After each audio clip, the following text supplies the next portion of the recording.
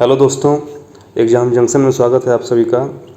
Previous year paper group D का previous year का paper है ये। तो ये इसमें 25 क्वेश्चन मैं लिया हूँ। उम्मीद है आपको ये वीडियो पसंद आएगी। 25 क्वेश्चन है मैथ का, इसको देखिए कैसे सॉल्व करते हैं। ठीक है, पहला क्वेश्चन है, किसी निश्चित धनराशि पर 5% वार्षिक साधारण ब्याज की दर से 3 वर्ष का साधारण ब्याज उसी राशि पर 4% वार्षिक चक्रवृद्धि ब्याज की दर से 2 वर्ष के ब्याज से 649 रुपये 80 पैसे अधिक है। ठीक है, तो देखिए सिंपल इंटरेस्ट साधारण ब्याज जो है इसका फार्मूला आपको पता है, PRT/100। P से प्रिंसिपल, R से रेट और T से समय। और चक्रवृद्धि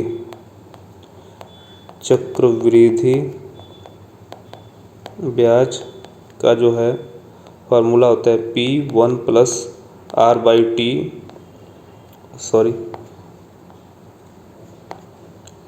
P1 + R/100/T। ठीक है, तो ये जो है ये ब्याज नहीं होता है, ये चक्रवृद्धि ब्याज जो है ब्याज, ये चक्रवृद्धि मूलधन होता है टोटल। और मूलधन चक्रवृद्धि ये मूलधन होता है, मूलधन। और अगर इसका ब्याज निकालेंगे आप, चक्रवृद्धि ब्याज निकालेंगे तो ये हो जाएगा P1 + R/100/T minus P, minus मूलधन, इसका माइनस कर देंगे इसमें से तो ये ब्याज हो जाएगा। तो देखिए समय दिया हुआ साधारण ब्याज का जो है समय है 3 साल और चक्रवृद्धि ब्याज का 2 साल है। ठीक है, तो अब हमें जो है देखिए ये तो हमें फार्मूला पता है, मान लीजिए कि ये आपको याद है, ये भी याद है। ठीक है, अब देखिए सॉल्व कैसे करना है, ये लिखने की ज़रूरत तो होगी नहीं, सॉल्व कैसे करना है। PRT/100 माइनस, ठीक है, तो इसमें जो है ये वाला जो है चक्रवृद्धि ब्याज जो है P1 + R/100/T माइनस P, ये जो है हमारा सिंपल इंटरेस्ट जो है 3 साल वाला, ये अधिक है। तो कितना अधिक है? 649 रुपये 80 पैसे। ठीक है, ये जो पॉइंट में नंबर, इससे आप घबराइएगा मत। ठीक है, तो देखिए इसमें P जो है मूलधन हमें ज्ञात करना है, मतलब P। ठीक है, तो P को P रहने दीजिए। R जो है रेट 5% है और समय जो है रेट 5% है और समय जो है वो 3 है, 3 और P/100। और इसी तरीके से P1 + रेट चक्रवृद्धि ब्याज का रेट क्या है 4/100 और समय 2 साल का है। ठीक है, ठीक, तो ये देखिए ये जो है यहाँ पे मैं लिखता जाऊँगा, ये 5×3 = 15। ठीक है, ये 5×3 = 15 P और ये 1/25 हो जाएगा, 4 से कट कर देंगे, 4 से 100, 1/25। तो इसी तरीके से ये जो हो जाएगा ये। ठीक है, अब देखिए ये 15 P और ये 1/25। अब देखिए इसको और सॉल्व करेंगे तो ये 15 P/100 और ये जो हो जाएगा ये 25 से 1 + 1/25। ठीक है, तो 25 एकम 25, 25 एकम 25 और एक 26, 26/25। ठीक है, ये इस तरह से होता है ना, 26/25। तो ये हो जाएगा 26 का स्क्वायर करेंगे कितना होता है, तो 26 का स्क्वायर जो होता है वो 676 होता है। आप याद होगा आपको। ठीक है, स्क्वायर करेंगे तो 676 आएगा। तो मैं ये डायरेक्ट लिख देता हूँ, जगह कम है हमारे पास। तो P और ये जो है 26 का स्क्वायर करेंगे तो 676/25 का स्क्वायर 625 माइनस P। ठीक है, अब इसको जो है आगे और सॉल्व करेंगे तो ये 625, ये P तो ऊपर ही मल्टीप्लाई हो जाएगा ये। ठीक है, अब जो है 625 इधर मल्टीप्लाई होगा और इसको माइनस करेंगे तो माइनस होके, अब इसके आगे कर दे रहा हूँ, ये 15 P/100 माइनस 625 माइनस करेंगे 625 तो 676 P माइनस 625 P/625, ये तो होगा। तो ये आ जाएगा हमारा 15p/100 माइनस, अब ये माइनस करेंगे इसमें से तो मान लीजिए 30 हो गया, 630 मान लीजिए, 625 को 630 मान लीजिए, ठीक है।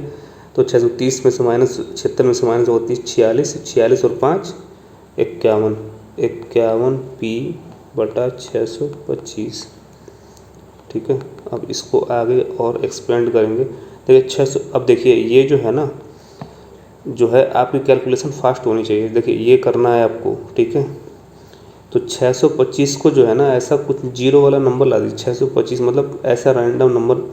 अब 25 का 4 बार गुणा करेंगे, 25 चौका 100, तो 6 चौका 24, तो इसको 4 से ऊपर नीचे मल्टीप्लाई कर दीजिए। तो देखिए ये 15p/100 माइनस 4 एकम 4, 4 5 20, 204, ठीक है। 204p बटा, और ये हो जाएगा 2500, ठीक है। 2500 हो जाएगा। अब मैं ये जो है इरेज कर दे रहा हूँ, ठीक है। ये इरेज कर दे रहा हूँ। अब इधर जो है हम इसको, ये वाला जो है इधर कर लेंगे बाद में, ठीक है। अब देखिए ये 2500 हो गया। अब जो है इनका एलसीएम ले लीजिए। 2500 से इधर भाग देंगे, 25 बढ़ जाएगा, 25 गुणे 15, तो 25 5 125, 12 25 एकम 25, 26 27 37 माइनस 204p, ठीक है। तो ये आ जाएगा आपका 171/2500p, ठीक है। अब देखिए 171/2500p बराबर 649.80, ये वाला, ठीक है। ये वाला हमारा जो पोर्शन है इतना आ गया। अब p की वैल्यू हमें निकालनी है, तो 649.80 2500 171, ठीक है। अब देखिए 171 आ गया। अब देखिए, अब इसको जो है 9 से कट किया जाए। चलिए 9 से कट करके देख लेते हैं। तो 9 एकम 9, और 9 एकम 9 और 9 दूना 18, तो ये 8 9 81, और इसको कट करते हैं 9 7 63, 9 7 63, 1 9 दूना 18, 1 9 दूना 18, ये, और 19 से काट देते हैं, तो 19 इसको कट करेंगे तो 19 दूना 38, 19 19 चौक 76, 57 57 57 और 3 60, 12 3 15, 152, 19 19 वाटे 152, ठीक है। ये, और इसका ये 2500 से मल्टीप्लाई 3.8 गुणे 2500, तो 25 तियाँ 75, ये करीबन 7500 आएगा, और 25 वाटे 200, तो ये आ जाएगा 25 वाटे 200, सॉरी। तो इसको जो है ऐसे कर लीजिए, ये देखिए 25 वाटे 200 को 0 20, और 25 तियाँ 75 20 95, 950 2 0 0.1 यहाँ पे लग जाएगा 9500, ये आंसर आ जाएगा पहला आंसर, ठीक है। तो ये पहला क्वेश्चन हो गया। तो देखिए दोस्तों, ये अगला क्वेश्चन है। जतिन के पास 2240 अंडे हैं, जबकि तनिष्क के पास 3840 अंडे हैं। किसी कार्टन में अधिकतम कितने अंडे इस प्रकार रखे जाएं कि जिससे कोई अंडा बाहर न छूटे, ना ही कोई जगह खाली बचे। तो अब ध्यान दीजिएगा, कोई अंडा बाहर न छूटे और ना ही कोई जगह खाली बचे। तो इसका मतलब ये है कि साथ ही जतिन और तनिष्क को उपयोग करने में भी आसानी हो। तो ये बाहर न छूटे और ना ही कोई जगह खाली बचे, इसका मतलब ये है कि आपको जो है HCF निकालना है, मौसा निकालना है। 2240 3840, और ये छोटा छोटा नंबर है, तो इससे भी आप समझ जाएंगे छोटा नंबर है तो कि HCF ही निकालना है आपको, और वो बड़ा से बड़ा नंबर जिससे ये पूरे HCF मतलब पूरे ये नंबर डिवाइड हो जाए, जब भी तो वो बॉक्स जो होगा कार्टून आपका, उसमें जो है पूरा वो सेट हो जाएगा, कोई जगह खाली नहीं बचेगी। HCF निकलेगा तभी तो इसका HCF निकालने का सबसे आसान तरीका और सही 2240 का जो है हम लोग गुणनखंड विधि से निकाल लेंगे, ठीक है। तो ये देखिए 3840 ये रहा, और 2240 ये रहा, लास्ट में 0 है, तो पहले हम 10 से ही डिवाइड कर देंगे दोनों को, ठीक है। और उसके बाद अब 2 से हम डिवाइड करेंगे, 2 एकम 2, 2 एकम 2, 2 दूना 4, 2 5 10, 2 6 12, 2 28, 2 14 7, ठीक है। अब ये 2 एकम 2, 2 9 18, 2 दूना 4, 2 9 18, 1 2 6 12, 2 48 दूना 96, 24 दूना 48, 12 दूना 24, 2 6 12, ठीक है, और ये 2 तिहाई 6, ठीक। अब HCF का मतलब आप जानते ही हैं, HCF मतलब महत्तम समापवर्तक। जो कॉमन फैक्टर होंगे उससे निकाल लेंगे हम। देखिए कॉमन क्या है, 10 यहाँ से ये कॉमन है, ये 10 यहाँ 10, और ये 1 2 3 4 5 5 2 हैं, तो इसमें 5 2 तो है ही, ये 5 2 तो हैं, इसके अलावा भी है, लेकिन हम 5 2 निकालेंगे, ठीक है, क्योंकि ये इसमें है कॉमन, और उसके बाद 7 और 3 ये नहीं है। तो सिंपल हमारा जो है 10 गुणे 2 बार 5 आ जाएगा, तो 2 बार 5 का मतलब ये होता है कि 32, ठीक है, 32 और गुणे 10 320 आपका आंसर आ जाएगा, ठीक है, ये वाला। अगला क्वेश्चन देखिए, समूह ए के कर्मचारियों की आय का माध्य 3400, ठीक है, और समूह बी की कर्मचारियों का माध्य 4500। यदि समूह बी में कर्मचारियों की संख्या समूह ए की तुलना में 10 गुना अधिक है, बी में 10 गुना अधिक है, ठीक है, ए की तुलना में, तो बी में मान लीजिए 10 है, समूह ए में 1 है। दोनों समूह की कुल आय के माध्य और समूह ए की आय के माध्य में कितना अंतर है। दोनों समूहों का कुल माध्य निकालना है, ठीक है, पहली बात तो ये है। तो ये देखिए, मान लीजिए कि इसमें 1 कर्मचारी और इसमें 10 कर्मचारी, और चूँकि माध्य है तो 10 से हम गुणा कर लेंगे, तो ये जो है 45,000 हो जाएगा, और ये 3400 ही रह जाएगा। दोनों को जोड़ लेंगे, ठीक है, 4 5 3 8, ये हो गया हमारे पास टोटल कर्मचारी 11 हो गए, ठीक है, 11 कर्मचारी हो गए। अब इसका जो है माध्य निकलेगा 11 चौक 44, 4 11 चौक 44, 14 4400। अब ये बोला है समूह ए की आय के माध्य में कितना अंतर है। समूह ए का ये है और ये हमारा आया है, इसमें माध्य अंतर माइनस कर देंगे, तो 3400 माइनस कर देंगे इसमें, ठीक है, माइनस, तो ये बचेगा 1000। पहला आंसर सही। अब देखिए अगला क्वेश्चन में, दी गई आकृति में वर्ग ABCD में समान समद्विबाहु त्रिभुजों के 2 युग्मों को काटने पर आयत PQRS निर्मित होता है। कटे हुए भाग का कुल क्षेत्रफल 288 मीटर स्क्वायर है। समद्विबाहु त्रिभुज आपको पता होगा, समद्विबाहु त्रिभुज मतलब 2 भुजा बराबर होती है इसमें, ठीक है, समद्विबाहु त्रिभुज में। तो ये देखिए, एक तो ये है समद्विबाहु त्रिभुज और एक ये है, और इसी के पैरेलल में ये है और ये है, ठीक, ये तीनों 4 हो गए। तो कटे हुए भाग ये हमारे काट दिए गए हैं, ठीक है, ये भाग ये और ये काट दिया गया है। तो इन चारों को मिला के 288 स्क्वायर मीटर आता है हमारा, ठीक है। तो इनका जो है सिंपल है, देखिए ये ट्रायंगल जो है, एक ट्रायंगल हमारा यहाँ पे APQ बना, और यहाँ पे ट्रायंगल एक बना RCS, ठीक है, RCS, और ये ट्रायंगल बना हमारा PBS, और ये ट्रायंगल बना हमारा QDR, ठीक है। अब देखिए, चूँकि ये दोनों ट्रायंगल जो है ये सिमिलर है, बराबर है, ये क्षेत्रफल में भी बराबर होंगे, ठीक है, और ये दोनों ट्रायंगल बराबर हैं, ठीक। तो इतना सब करने का मतलब ये हो गया कि आपको ये पता चल गया है कि ट्रायंगल जो है बराबर है। तो इसमें जो है, ठीक है, अब देखिए ट्रायंगल APQ का क्षेत्रफल निकालें कैसे, 1/2 आधार गुणे लंब, ठीक है।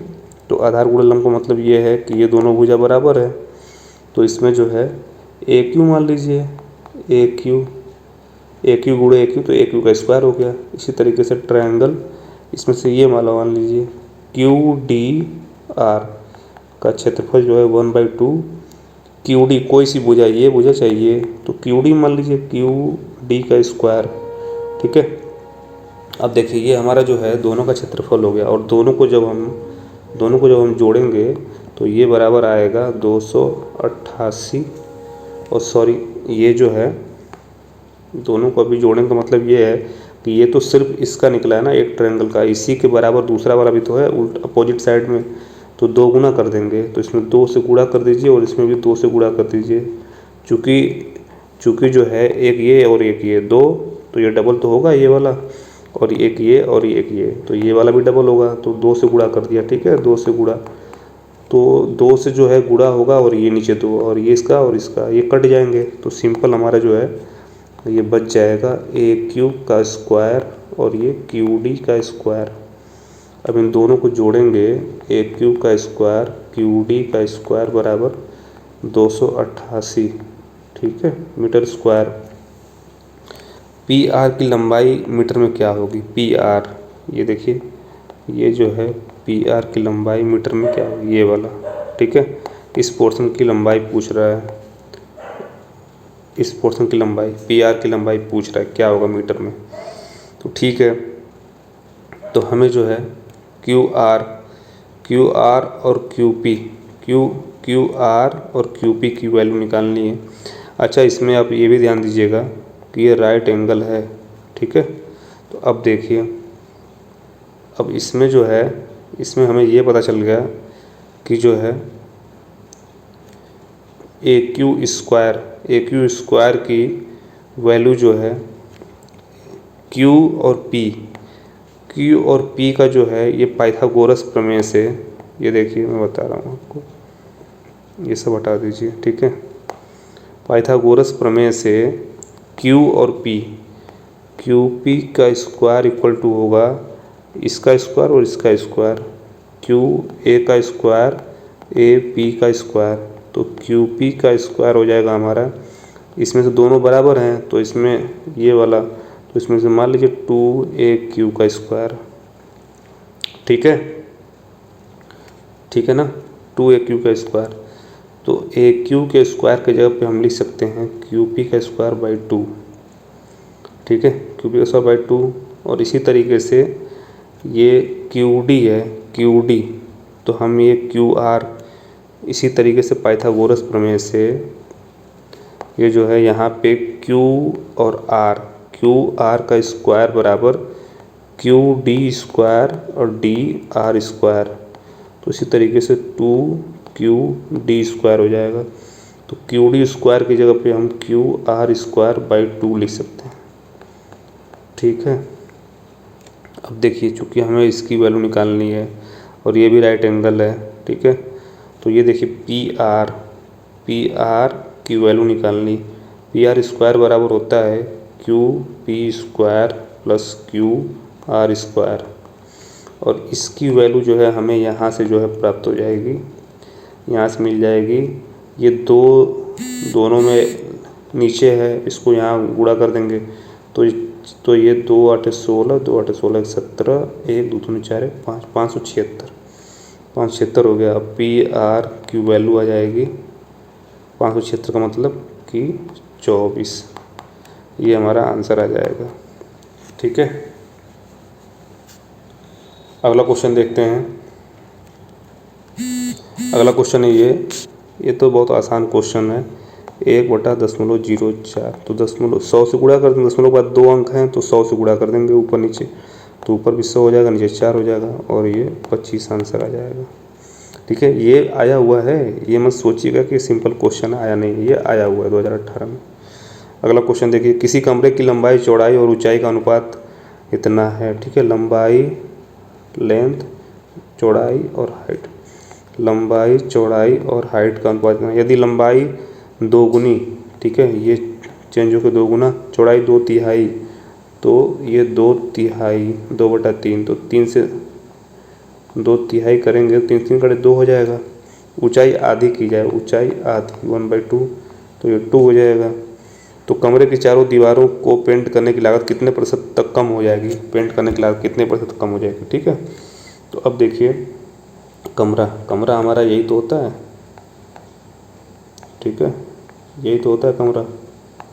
अब इसमें देखिए, इसमें जो है, इसको लंबाई मान लीजिए, इसको चौड़ाई मान लीजिए, इसको ऊंचाई मान लीजिए। ठीक है, तो अब देखिए, पहले जो है मान लीजिए कि 1 रुपये जो है वो होता है, तो चारों दीवारों की, दीवारें तो यही हैं, एक ये पीछे वाली और एक बगल वाली और एक सामने वाली ये है। ठीक है, तो इन चारों दीवारों को जो है पेंट करने के लिए, तो पहले हमारा क्या होता था, लंबाई। ठीक है, तो ये लंबाई चूँकि पहले लंबाई और चौड़ाई दोनों बराबर थी, ऊंचाई ये है, तो हमें जो है सिंपल लंबाई गुणे ऊंचाई, 4 दीवारें हैं तो देखिए लंबाई गुणे ये पहली दीवार जो है ये वाली लंबाई गुणे ऊंचाई, दूसरी वाली जो है चौड़ाई गुणे ऊंचाई, तो चौड़ाई गुणे ऊंचाई, तो इसी के बराबर इधर वाली भी तो होगी, तो ये एक और हो जाएगी, और ये इसी के बराबर पीछे वाले, तो लंबाई गुणे ऊंचाई। ये 4 दीवारों के क्षेत्रफल हैं, ठीक है। तो पहले केस में क्या था, पहले केस में तो ये 3 और 3 दोनों बराबर है लंबाई चौड़ाई, तो ये 3 चौक का 12, सारे 12 आ जाएंगे, ठीक है। और दूसरे केस में क्या हो जाएगा, लंबाई हमारा 6 है, तो 6 और ऊंचाई चौड़ाई क्या है 2, ऊंचाई 2, 6 गुणे 2, और ये हमारा आ जाएगा 2 गुणे 2, और ये भी आ जाएगा 2 गुणे 2, ये हो जाएगा 6, तो 6 दूना 12, 4 4 12, तो ये हो जाएगा 12 चौक 48, और ये हो जाएगा 12 दूना 24 और 8 4 32, ठीक है। पहले 48 थी, अब 32 हो गई। कितना प्रतिशत कम हुआ, 48 से 32 कितना कम है, तो 16 कम है, 16 कम है 48 से, तो ये कितना प्रतिशत हो जाएगा, तो ये कट करेंगे 16 दूना 32 होती है 1/3, और 1/3 गुणे 100 करेंगे तो 33 सही 1/3, ये आंसर आ जाएगा, ये प्रतिशत। अगला क्वेश्चन देखिए, अगला क्वेश्चन जो है ये है, ठीक है। तो ये वर्गमूल निकालना है, तो देखिए ऑप्शन देखिए ध्यान से, 243 सब में ही है, तो इसका मतलब 243 ही होगा इसका वर्गमूल, लेकिन दशमलव वाली बात इसमें है, मेन चीज़ इस क्वेश्चन में दशमलव वाली बात है। तो देखिए 1 2 3 4 5 6 7 8, 8 अंक के बाद जो है दशमलव यहाँ पे है, ठीक है। दशमलव जो है ये वाला दशमलव है, दशमलव 8 अंक के बाद में है, तो हम जो है 4 अंक के बाद जो दशमलव जिसमें है वो आंसर हो जाएगा, 1 2 3 4, ये आंसर हो जाएगा तीसरा, ठीक है। क्योंकि इसका स्क्वायर करेंगे, जब इसका जो वर्ग करेंगे तो 8 अंक पे दशमलव आएगा, इसीलिए ये आंसर हमारा आ जाएगा। अगला क्वेश्चन देखिए, एक शिविर में 560 लोगों के लिए 60 दिनों के लिए पर्याप्त खाद्य सामग्री है, 52 दिन बाद 400 लोग अपने घरों को लौट गए, शिविर में बचे हुए लोगों के लिए शेष खाद्य सामग्री कितने दिनों के लिए पर्याप्त होगी। तो देखिए 560 लोग के लिए 60 दिनों के लिए थी, बाद में 400 लोग चले गए, 160 बचे, और 160 लोग बचे, ठीक है, और बचा है 52 8 दिन, ठीक है। तो ये देखिए इसका जो फार्मूला होता है MDH दिन, और तो इसको ये देखिए 560, अगर 560 होते तो 8 दिनों के लिए वो खाना 560 ये देखिए 560 जो है 560 लोगों के लिए 8 दिनों के लिए खाना था, 52 दिन, तो 52 दिन बाद 400 लोग चले गए थे ना, तो 52 दिन 60 दिन से 52 दिन माइनस करेंगे, 8 दिन बचा, 8 दिन के लिए 560 लोगों के लिए खाना था, लेकिन 400 लोग चले गए, ठीक, तो 560 गुणे 8 और 400 लोग चले गए तो बचे 160 लोग, ठीक, तो 160 लोग बचे। अब 160 लोग इसी खाने को कितने दिन में खाएंगे, तो ये देखिए इससे जो है डिवाइड कर देंगे, 8 दूना 16 20, और ये 28 दूना 56, 28 दिन, सिंपल आंसर आ जाएगा, ठीक है, 28 दिन आंसर आ जाएगा। अगला क्वेश्चन देखिए, यदि 2 वर्ष में 600 रुपये के बिल की कीमत 760 हो जाती है तो प्रति वर्ष साधारण ब्याज की दर क्या है, ठीक है। 600 रुपये का बिल है, 2 वर्ष में 660 हो जाता है, ठीक है, तो मतलब कितना बढ़ा ये, और साधारण ब्याज आप जानते हैं हर साल बराबर बढ़ता है, तो 600 से 60 बढ़ा है ना, ये 600 में अगर 60 जोड़ेंगे 660 आएगा, और 2 साल का समय है तो 2 से डिवाइड कर दीजिए, 30 रुपये बढ़ा है 1 साल में, तो 30 रुपये जो है वो 600 का कितना प्रतिशत होगा, तो ये आ जाएगा 5%, ठीक है, क्योंकि 600 का 1 जीरो हटाएंगे तो 10% होता है 60, ठीक है। और 10% होता है 60, तो 30 जो होगा 5% होगा, ये आंसर। अगला क्वेश्चन ये देखिए, ये भी बहुत सिंपल है, ठीक है। पी की वैल्यू हमें निकालनी है, तो इसको तिर्यक गुणा कर दीजिए, तो 0.27 नीचे आ जाएगा, पी स्क्वायर यहाँ चला जाएगा, ठीक है। पी स्क्वायर यहाँ गया। अब इसको जो है सिंप्लीफाई कर लीजिए, पी स्क्वायर बराबर ऊपर नीचे 100 से गुणा कर लीजिए, तो ये 27 गुणे 100, ये कट गया, 1/100 आ गया। पी स्क्वायर बराबर 1/100। अब पी का वर्गमूल लेंगे तो ये 1/10 हो जाएगा, तो यही तो आएगा, ठीक है। आपको आंसर आ गया चौथा। अगला क्वेश्चन देखिए, मौसा ज्ञात करें, महत्तम समापवर्तक मतलब HCF, ठीक है। तो HCF आपको पता ही है, कॉमन जो होता है वही निकालते हैं हम। तो देखिए इसमें जो है 2/2 है, इस नंबर में 2/2 है, इस नंबर में 2/3, इस नंबर में 2/3, तो सबसे छोटा पावर कौन सा है? 2/2। तो हमारा 2/2 निकल के बाहर आ गया। अब बच्चा हमारा 3, तो 3 इसमें भी है, इसमें भी है, और इसमें 3 नहीं है, तो 3 को हम छोड़ देंगे, ठीक है। तीनों में 3 नहीं है, 3 को छोड़ देंगे। अब देखिए अगला नंबर 5 है, ये 5 यहाँ भी है, यहाँ भी है, यहाँ भी है, तीनों में 5 है। और सबसे छोटा पावर कौन सा है? तो 5/1, तो हमारा 5/1 बाहर आ गया। अब उसके बाद 7 है, 7 यहाँ है, यहाँ भी है, यहाँ भी है, लेकिन सबसे छोटा पावर कौन सा 7 का? 3, तो 7/3 बाहर आ गया, 7/3 बाहर आ गया। अब इसको जो है 4 और ये 7 का मल्टीप्लाई कर 343, 20, 343, 3 दूनी 6, 4 दूनी 8 और 3 दूना 6, 68, 60, पहला आंसर। तो अगला क्वेश्चन देखिए, 30 मीटर गुणे 22 मीटर माप के एक आयताकार पार्क में 2 मीटर चौड़े 2 फुटपाथ हैं, एक उत्तर से दक्षिण और दूसरा पूर्व से पश्चिम, ठीक है।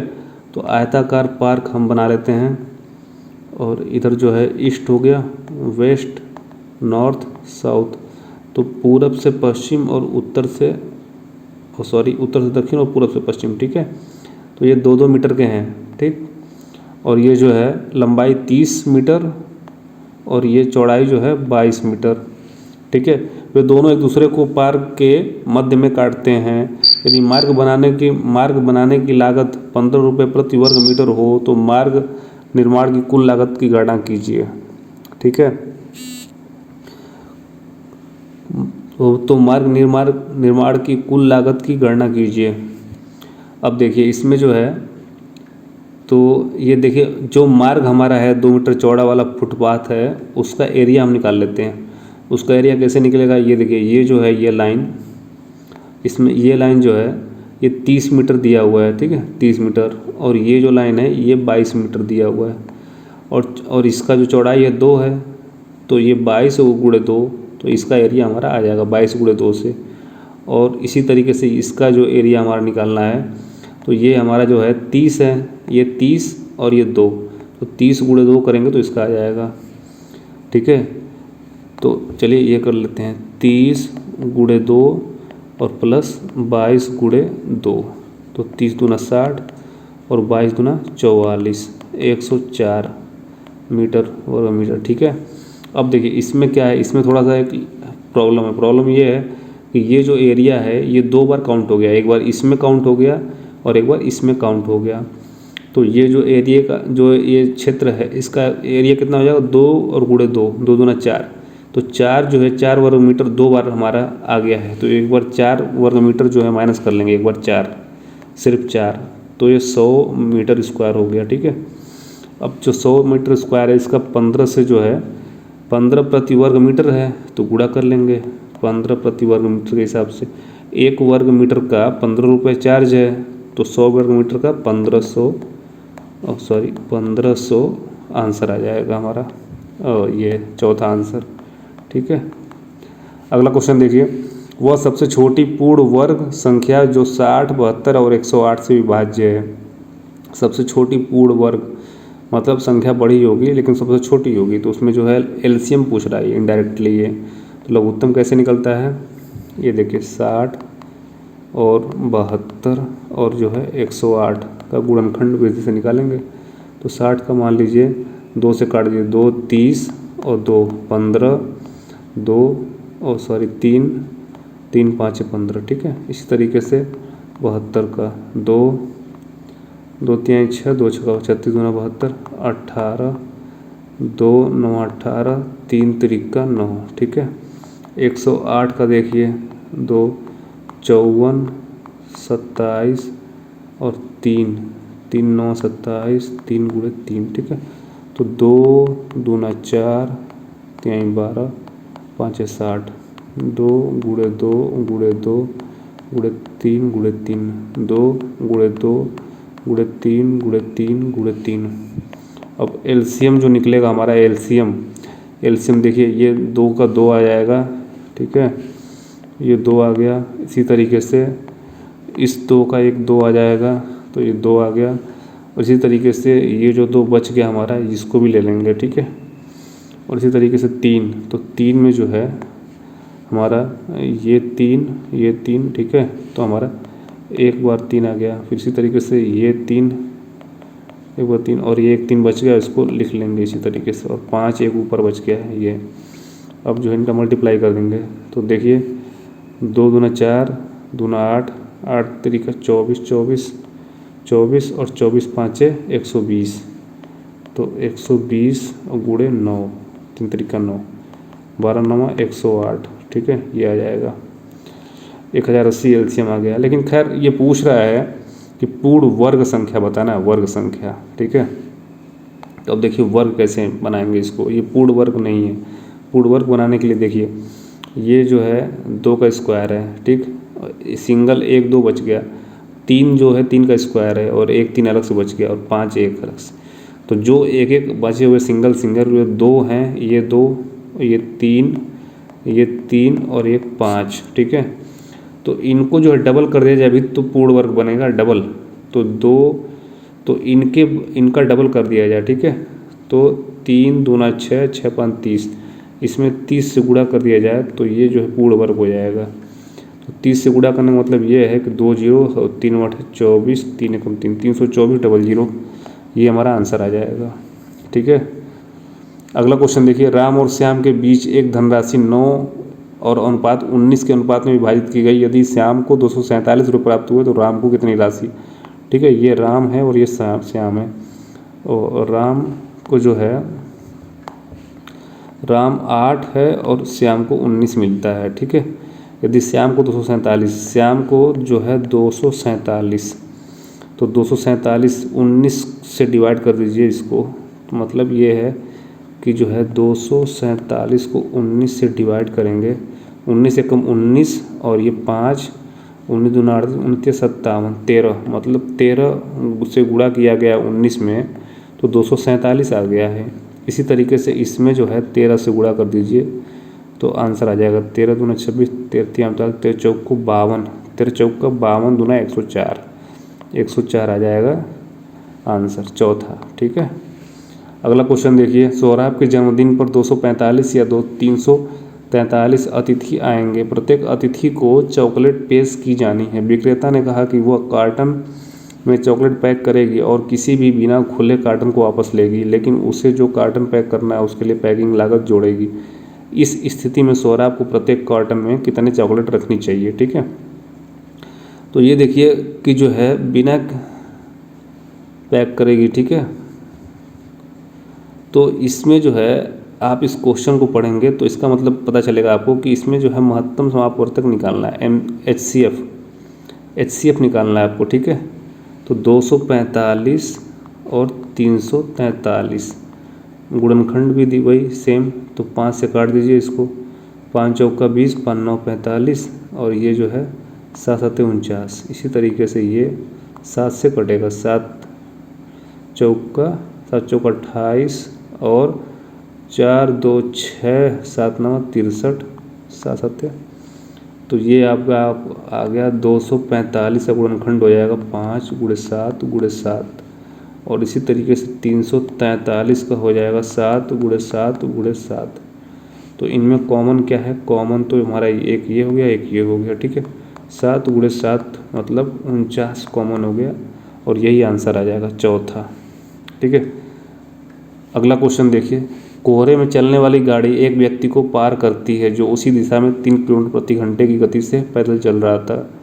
वह व्यक्ति उस गाड़ी को 100 मीटर दूरी तक 4 मिनट तक देख सकता था, ठीक है।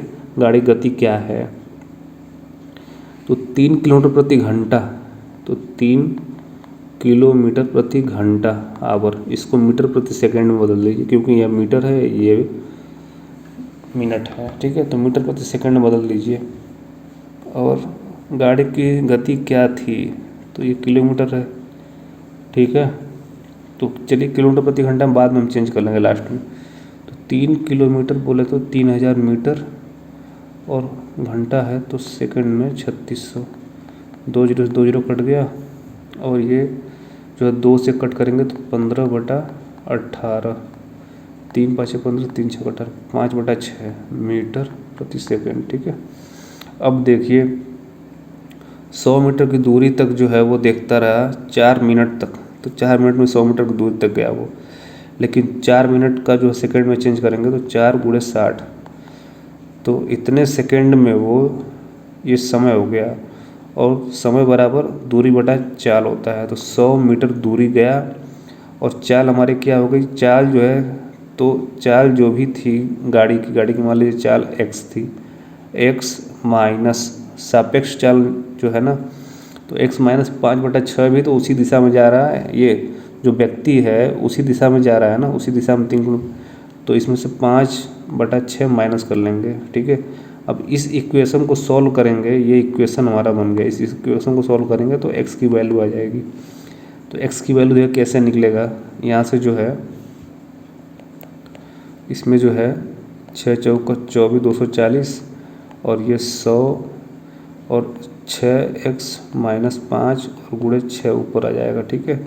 अब इसके बाद देखिए क्या होगा, इसके बाद आ जाएगा 6x माइनस 5 और ये 600/240, 240 इसको काट देंगे, ठीक है। 12 × 24 12 × 5 60, 5/2, ठीक है। अब देखिए यहाँ से जो है 6x बराबर हो जाएगा 5/2 + 5, तो 5 × 10 = 15/2 और इसी तरीके से x की वैल्यू आ जाएगी 15/2 नीचे 6, तो 15/12, तो 3 5 15, 3 चौका 12, ठीक है। ये हमारा मीटर प्रति सेकंड आ गया, 5/4 मीटर प्रति सेकंड, ठीक है।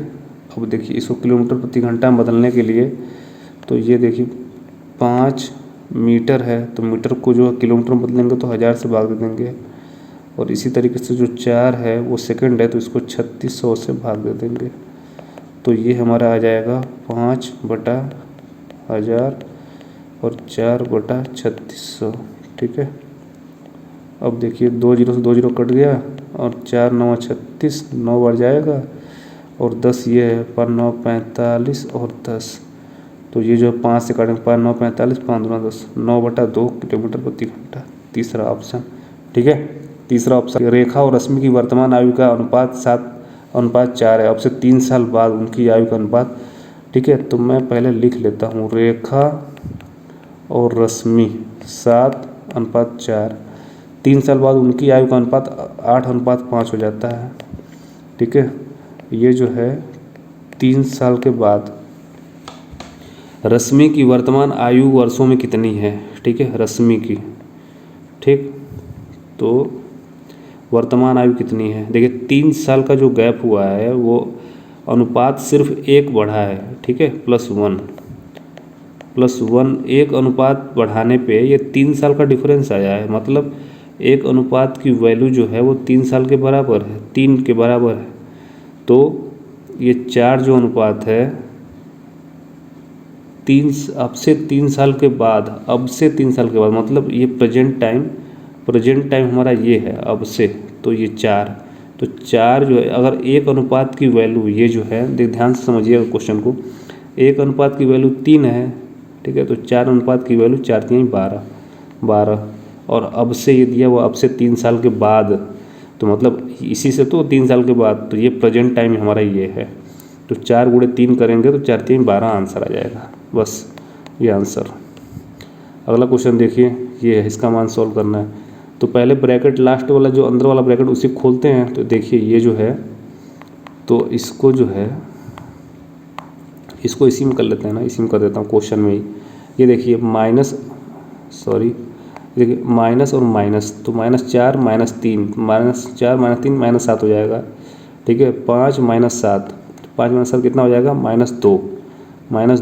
ठीक है, तो इनके बराबर जो है -2 आ गया। ठीक, अब -2 ये ब्रैकेट ये कोष्टक हटेगा तो माइनस और माइनस प्लस हो जाएंगे।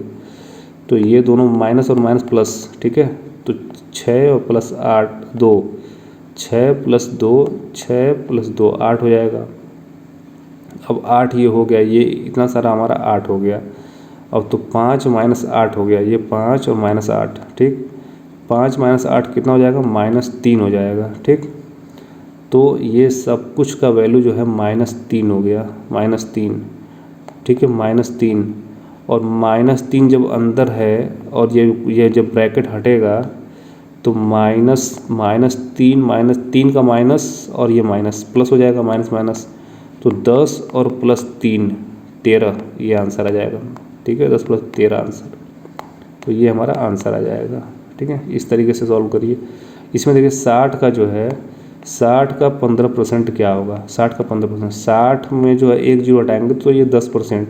60 का 1 जीरो हटाने पे कितना बचा, 6 बचा। 6 जो है 10% है, 10%। 60 का जो है 10%, 60 का जो है 10% 6 होता है। ठीक है, ये देखिए 60 का 10% 6 होता है, 10%।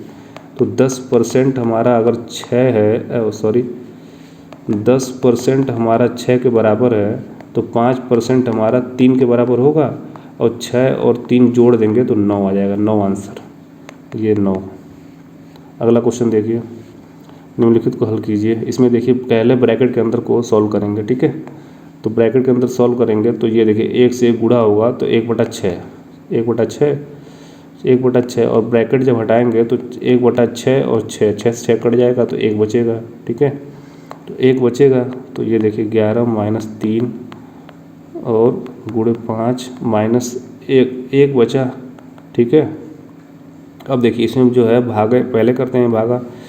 तो 11 - 3/1/3 जब करेंगे, 1/3 है तो 3 ऊपर आ जाता है। ठीक है, तो इसको हम ऐसे लिख लेंगे कि ये जो है 1/3। ठीक है, और गुणे 5 -1, तो ये आ जाएगा 3 तरीका 9, 11 - 9 गुणे 5 -1। अब देखिए 11 गुणे पहले होता है, तो 9 × 5 = 45 -1, तो 11 - 46, तो ये आ जाएगा -35 पहला। अगला क्वेश्चन देखिए, रूपाली को फूलदान की एक जोड़ी जिसका क्रय मूल्य 700 रुपये। ठीक है, फूलदान की एक जोड़ी जिसका क्रय मूल्य, फूलदान है 700 रुपये, को बेचने पर 17% की हानि होती है। फूलदान की एक जोड़ी जिसका क्रय मूल्य 700 रुपये है, को बेचने पर 17% की हानि होती है। उसने फूलदान कितने रुपए में बेचा था।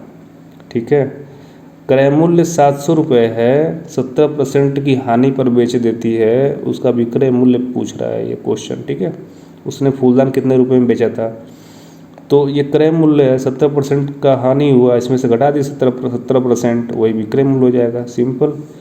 तो 700 का 17% निकालना है आपको, सिंपल ये क्वेश्चन है, और निकाल घटा देना है। तो देखिए मैं बताऊँ आपको, 700 का 10%, 700 का 10% आपको पता है, 1 जीरो हटाइए 70, 10% हो गया।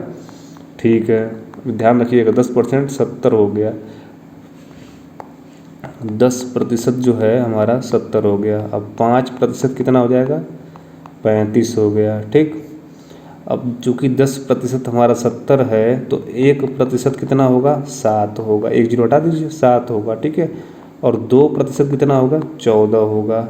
अब एक काम करिए आप, 10%, 5% और ये जोड़ दीजिए, 10 5 2, 10 5 2 17 हो जाएगा।